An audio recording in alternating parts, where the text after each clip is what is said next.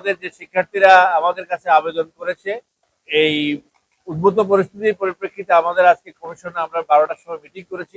Meeting করার পরে আমরা সিদ্ধান্ত নিয়েছি, যেহেতু আমাদের গতকালকে 4জন শিক্ষার্থী আমাদের দরখাস্ত করেছিল, আজকেও একটি সংগঠন থেকে আবেদন করা হয়েছে, সেই আবেদনগুলোকে আমরা বিবেচনা করে আজকের দিন বিকেল 5টা পর্যন্ত আমরা মনোনয়ন পত্র বিতরণের সময় বর্ধিত করলাম এবং আগামী দিন বিকেল 5টা পর্যন্ত আমরা মনোনয়ন পত্র জমা দেওয়ার আজকে যে শেষ দিন ছিল সেটি বৃদ্ধি করলাম।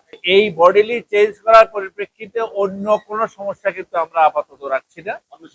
অন্য শিডিউল আবার যদি কোনো পরিবর্তন হয় সময়ের কারণে বা প্রয়োজনে, সেটা আপনাদেরকে যথাসময়ে জানিয়ে দেওয়া হবে।